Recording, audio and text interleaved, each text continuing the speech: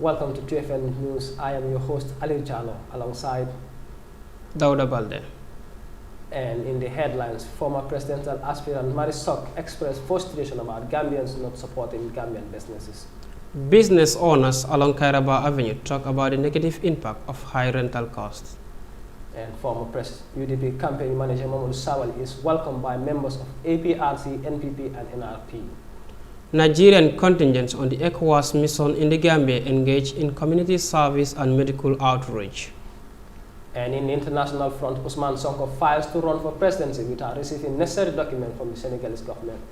This and many more to come. Stay tuned.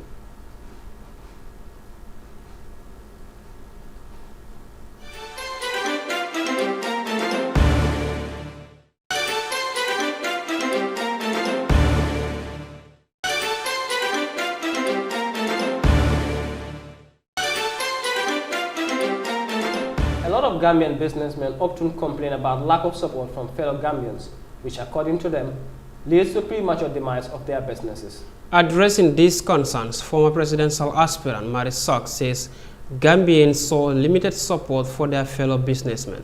More in this report by Aliu Jallo. Marisok, the leader of the Alliance for Social Democratic Movement of Change, who stood as an independent candidate in the 2021 presidential election, says Gambians hardly support their fellow businesses, resulting in the eventual shutdown of such businesses.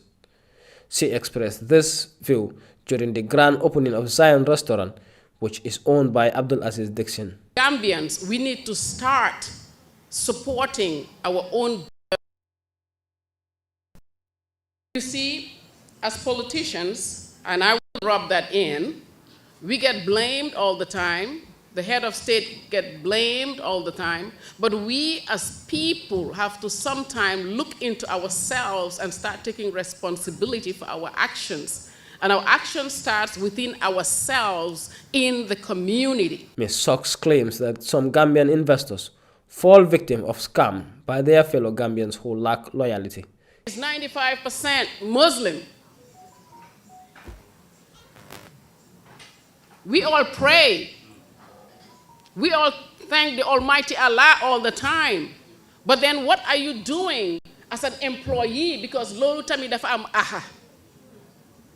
Boy liggéeyal nit, xamuloo fan la jëlee xaalisam, xamuloo naka la liggéeyee la xaalisam, mu ñëw mu employer di la fay loo xam ne kenn fayu la ko fi. She explains that despite the Gambian investors' efforts to empower their employees, they often end up betraying their trust by stealing from them to establish their own businesses. However, she says this short-lived successes doesn't last.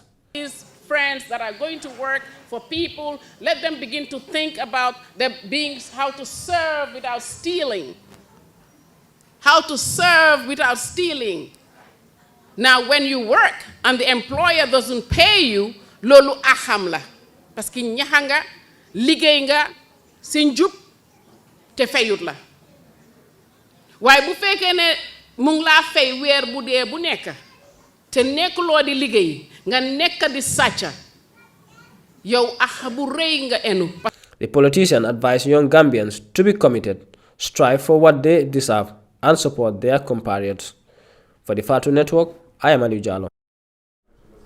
Recently, the National Assembly member for Serekunda West, Mariam K. Sise, introduced the Rent Amendment Bill 2023 to address the high cost of rent affecting home and business owners.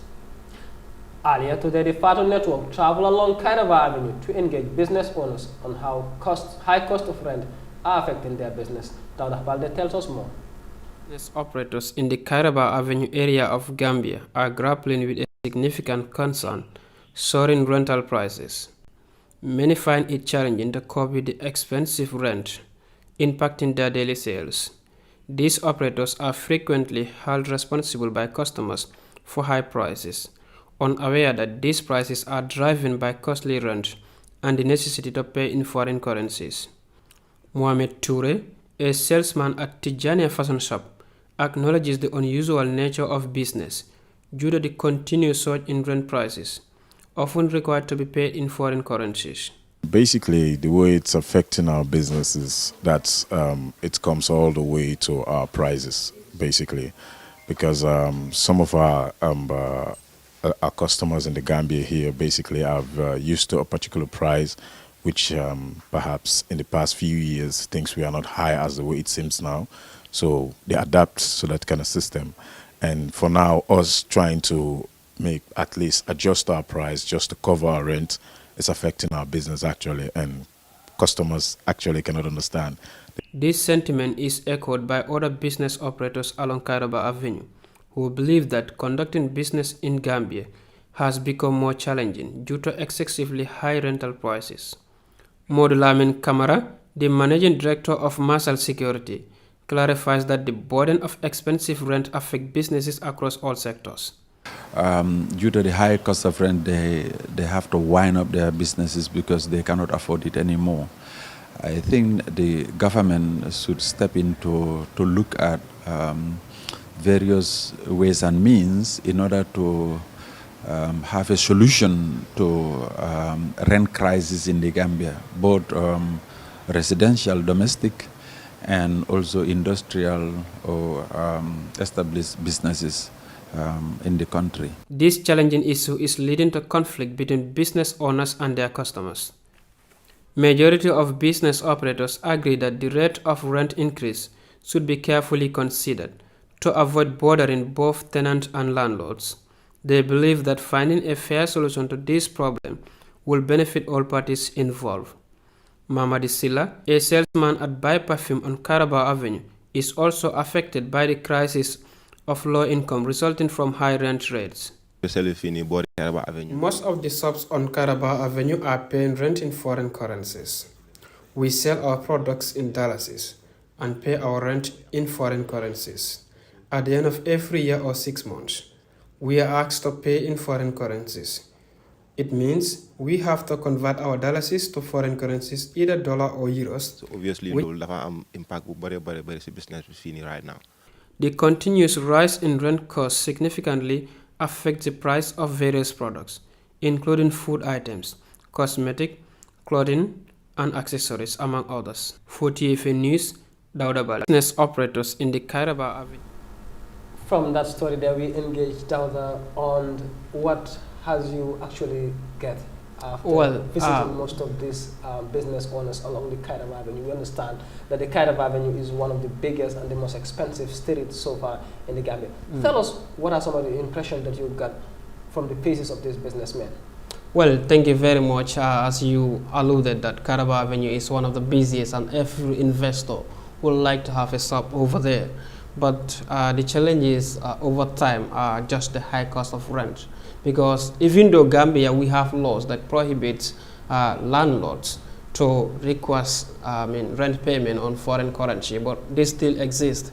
And in most cases, shopkeepers are left with no option but to pay the cost. And at the end of the day, who will pay the price are the customers. So, early this morning when I go around the Kairaba Avenue, and I found that business owners are also they're suffering from this high cost of rent.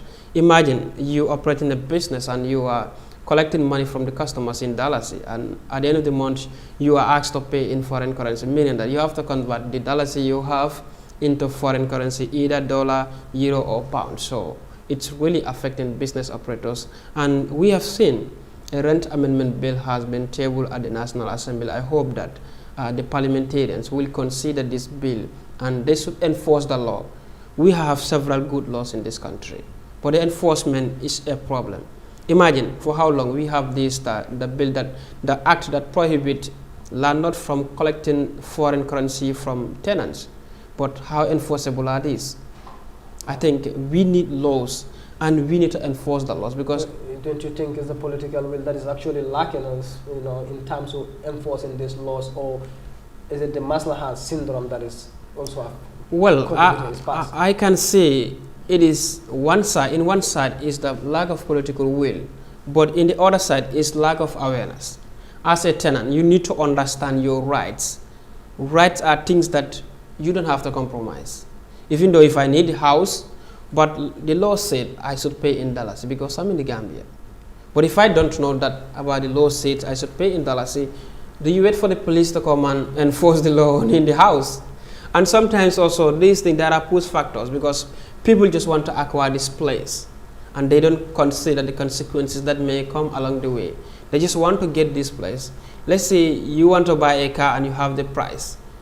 When they charge you, you don't want to bargain because you have the money and you need that car.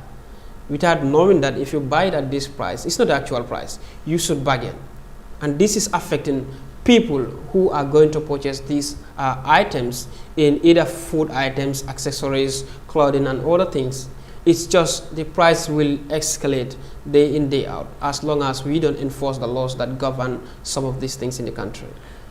Well, from that, we will move on to our next story. Market vendors in Serekunda persistently voice out their frustration regarding several adverse effects on their businesses. This includes, but not limited to, the demolition of market stalls in the government's ongoing efforts to combat illegal encroachments along highways. Senabu Gazama tells us more in this story. Serekunda Market is one of the largest and busiest in the Greater Banjul area. Located in the heart of Kanifing municipality, this market also serves as a major source of revenue for the council as they collect daily payments from vendors. However, vendors here are facing numerous challenges as the price of goods increases daily, which they say has resulted in a loss of income. Fatumbai, a market vendor, says she is among the people who have been affected by the operation to clear the roads. She adds that she is unable to find a place to sell her goods. Ye wulindi na palasoto, imanso na nala sidula fanandila na, police ol fana manso.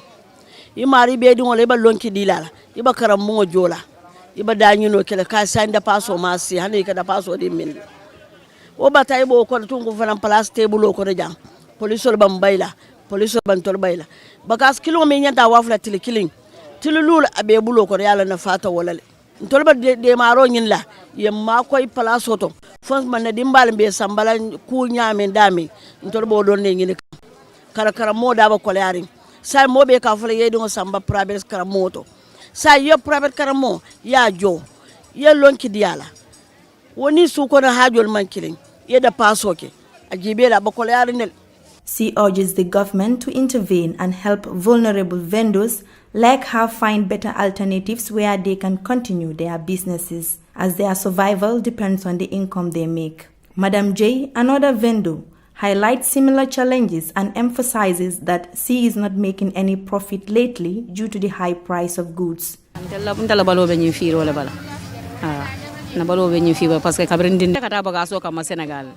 Nim gata baga so kama Senegal nin toro ko le kanana yo isaje wo toro ko nim baga si jamala kana more than 100 bag wala 200 bag mo kilo na kanana war sa right na mbete mbo mi to 5 bag wo fam buka tambal abete mbo mi to yalo mu ko le ya ko da ngole mo parce que ntela balo be wole ba o tumo nin 200 kanana nin more than 300 fan na kanana toro ko baga so ka samana nja war sa bete mbo mi 5 bag leng wala 10 bag buka tambal baga so to min kanana yalo mo na bata ko dole.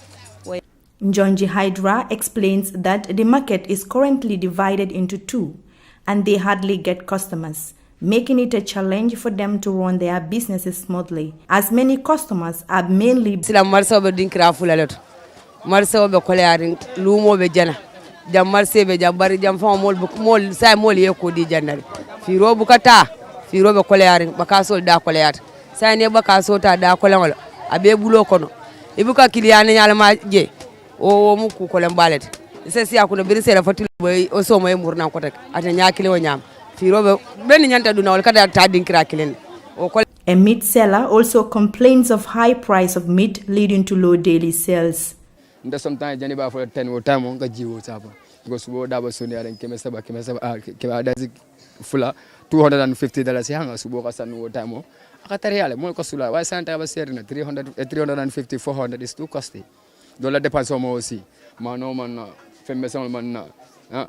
These vendors, most of whom are women, have alluded that the high cost of good is affecting their businesses and they equally call on the government to intervene. Reporting for TFN News, I am Senabu Gassama. Well, that story there from Senabu Gassama will take us to another story. APRC Bakari Jaite, commonly known as Pakso, hosted a grand lunch to welcome former UDP campaign manager Mohamed Saudi to his MPP home in Farato. Honorable Samba Jallo, Youth and Sport Minister Bakari Waibaji, NPP's Lamin Jamba Jame, former First Family member Pa Bojang, An APRC leader and Speaker of the National Assembly, Fabakary Tombong Jatta, were in attendance. Here is an excerpt.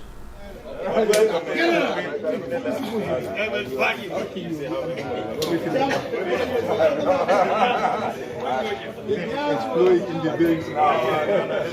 And you know when my boss is happy, General Bakso. No, he restored your added a lot of No. So now you have to give him instructions. For him to restore.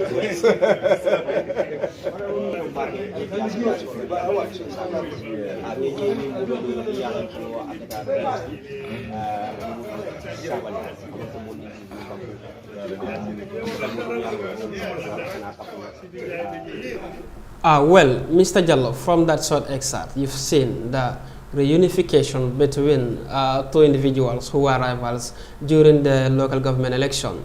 That is Mamadou Sabally, who recently joined the National People's Party, and Honorable Bakary Baji, who is the Minister of Youth and Sport, who also contested against KMC Talib Ahmed Bensouda in the local government election.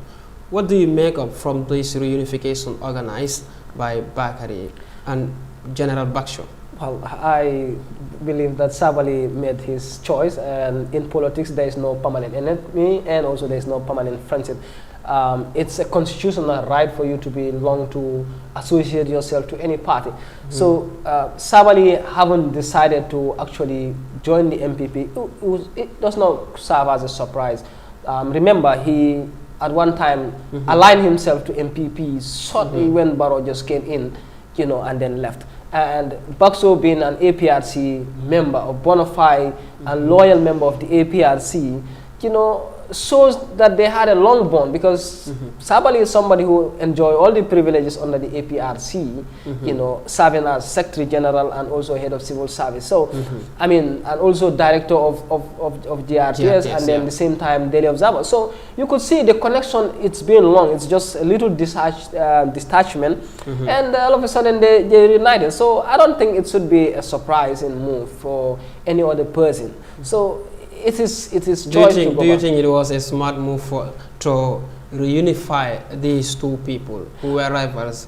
Because we've seen what happened. Well, it's like two married men, two married women, or if you're married with somebody and all of a sudden you get divorced and have children, you know, the tendency is that bond is still there, because the children will serve as a bond, and anytime you see, you cannot have that hatred between the two of you. So obviously, Bakary, Mamadou Sabally going back to APRC, it's just normal. It's like going back to where he was. It's just going back to his norm. It's just like if your father sends you out of his compound, and next minute, you know, when he dies, you come back to the compound and take what is rightfully yours. And remember, in 2018, Sabally was among those young people who endorsed his President Barrow Youth for National Development, which eventually led to the formation of the National People's Party that everyone is shouting at today.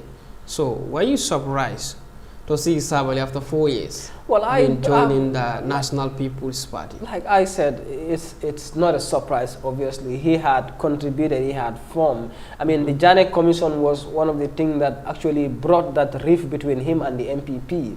So obviously, having sat down for quite a number of times, you know, without being, you know, doing something active. And he is a very influential individual. And when you talk about active, he was mounting a position of a campaign manager at the country's biggest opposition party, that is the United Democratic Party.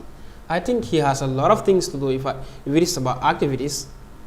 Well, you know, obviously it's an advantage to the MPP, obviously, cognizant of the fact that he has actually had that political experience, you know, both at the APRC that has been here for the past 22 years, and also, you know, the UDP, which is the biggest political party so far in the Gambia, having served as campaign manager.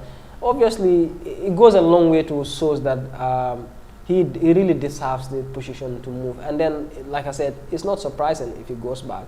You know, after all, you know, it's what favors you is what you go for. You know, this is not it's not even enshrined anywhere to say that if you belong to one party, that's where you will not switch. You know, so people switch both based on their interests. The reason why our own Gambian brothers travel abroad is to look for greener pastures. I mean, so if he decide to go back to MPP, it's his right to move, and then I don't think anybody should frown his face over that. Well, thank you very much, our reporter there, Aliu Jallo. And now we continue with the news. The Nigerian contingent on the ECOWAS mission in the Gambia is actively engaged in social community service and medical outreach, alongside a set-settle event at Serekunda, Westfield, today on 27th of December 2023. The initiative includes complimentary medical screening as well as providing food and water for both participants and passerby in around Westfield area. Here is an excerpt. This is unity for West Africa. That is why it's the economic community of West African states.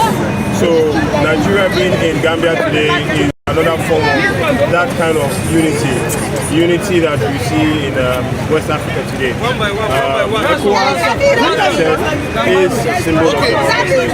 Gambia is one of many such nations that have demonstrated democracy, a nation with standard democracy. And that is why we continue to appreciate the president. Now, from that excerpt there, we will look at the news beyond our borders. And Senegalese opposition leader Ousmane Sonko has defied government obstacle and submitted his candidacy for presidential election scheduled for February, meeting today's deadline. Despite the government's refusal to provide necessary documents, Sonko, facing various charges, insists on challenging President Macky Sall.